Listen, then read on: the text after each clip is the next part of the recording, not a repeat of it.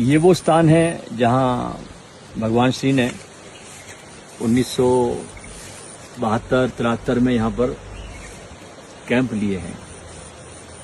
और ये खजूर का जो पेड़ देख रहे हैं आप, ये इस बात का साक्षी है कि यहाँ पर इनका मंच बनता था और यहाँ पर भगवान आकर बैठते थे। और माउंट आबू में ये स्थान है और इसे कहते हैं गौमुख रोड स्काउट ग्राउंड। पूरा का पूरा स्काउट ग्राउंड है यहाँ पर ये भगवान के बहुत से कैंप यहाँ पर हुए इस जगह पर। और ये जगह पूरी भगवान की ऊर्जा को पिए हुए हैं।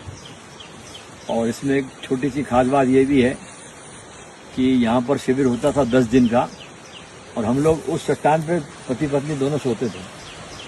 ये वो चट्टान है जहाँ हम विश्राम करते थे। 10 दिन हमारा निवास वहीं होता था, बस वहाँ से उतरते थे और यहाँ ध्यान करने आ जाते थे इस जगह पर। ये खजूर का जो पेड़ है ये बहुत गजब है।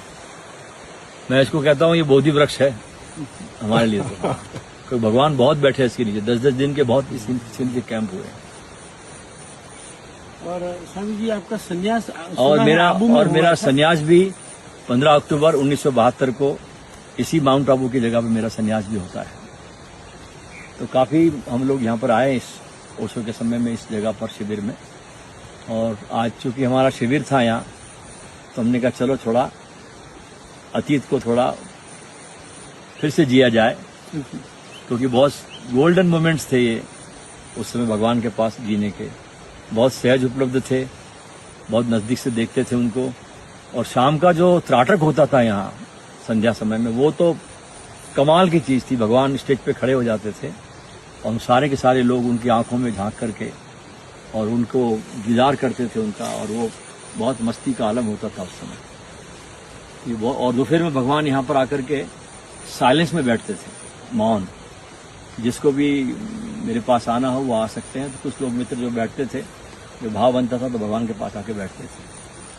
तो सुबह, दोपहर और शाम ये यहाँ पर 3 सेशन होते थे। भगवान रुकते तो सर्किट हाउस में थे, लेकिन बाई कार जयंती भाई उनको यहाँ पर लाते थे। लेकिन क्योंकि मैं बहुत, मेरे पास तो कुछ था नहीं, हम पति पत्नी दोनों चट्टानों पे खूब सोए 10 दिन तक हम लोग। और छोटा मोटा यहाँ पर कोई खाने का स्टॉल भी लगता था एकदम दरवाजे के पास में, तो वहाँ कुछ हम खा लेते थे।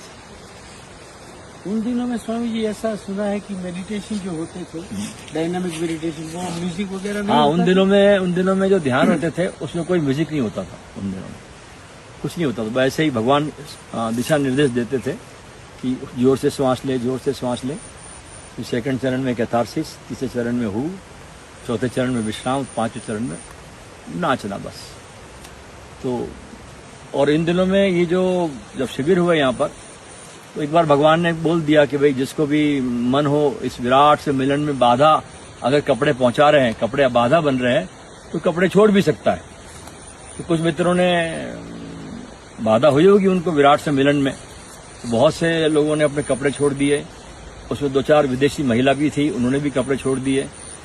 तो जब यहाँ कपड़े छोड़े गए तो ये प्रश्न राजस्थान की विधानसभा में बहुत जबरदस्त गूंजा कि सरकार की जमीन पर ऐसा कैसा ध्यान का प्रयोग, क्या शिविर हो रहा है।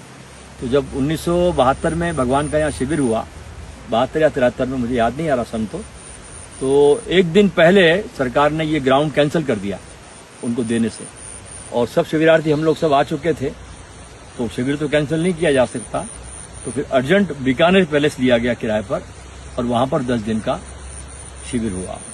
और वहां पर जो शिविर हुआ उसका शीर्षक था कठोपनिषद, जिसमें मैं था। तो ये बहुत सुंदर हमारे लिए एक तीर्थ स्थान से कम नहीं है। और विशेष रूप से जो खजूर का पेड़ है, ये तो कमाल है इसका, जहाँ भगवान इसके नीचे बहुत बैठे और सब उपनिषद पर चर्चा की। यहाँ पर निर्वाण उपनिषद भी यहीं पर बोले भगवान, कठोपनिषद भी बोले, बहुत उपनिषद पे चर्चा यहाँ पर हुई उनकी। विशेष रूप से उपनिषद पे सब यहीं बोला गया और बहुत कमाल के प्रवचन होते थे उन दिनों में। स्वामी जी ये तो पुराने ओशो के शुरुआत के दिन थे। हाँ। तो स्वामी जी संख्या कैसी होती थी? संख्या बहुत होती थी यहाँ पर। उन दिनों में भी मैं देखता था कम से कम 200, 250, 250 के आसपास लोग होते थे। हाँ, ये पूरा ग्राउंड भर जाता था। हाँ। और थोड़े थोड़े उन दिनों में विदेशी आने शुरू हुए थे, जी। फॉरेनर के लोग भी थोड़े थोड़े 4-5-10 लोग आने शुरू हुए थे यहाँ पे। तो संख्या काफी होती थी। आज स्वामी जी होटलों में, रिसोर्ट्स में सब शिविरें हो रही हैं। हाँ। लोगों को छोटी सी कंप्लेन भी हाँ नहीं कि भाई हमका हमारा रूम बराबर हाँ। नहीं है, जगह बराबर नहीं है, व्यू बराबर नहीं है। नहीं तो इसके मुकाबले में देखिए ये तो हाँ, जंगल ही जंगल था। कुछ नहीं था, कुछ व्यवस्था नहीं थी यहाँ पर। जी। यहाँ से तिरपाल बिछाते थे, हम लोग बैठते थे यहाँ पर। हम्म, कोई गादी नहीं, कुछ नहीं, न कोई मैट्रेस नहीं, कुछ नहीं। गादी बिछ जाती थी, और वो भी थोड़ी दूर पे गादी वो बिछती थी। तो क्या बोलते, क्या उसको, तिरपाल। बाद में खाली था ग्राउंड। जी। वो सही में रेबेलियस लोग रहे हाँ होंगे हाँ, शुरुआत के लोग। वही लोग थे जिनको ओशो से बेपनाह मोहब्बत थी, जी। कि जिनके सामने तकलीफ 2 कौड़ी की चीज है।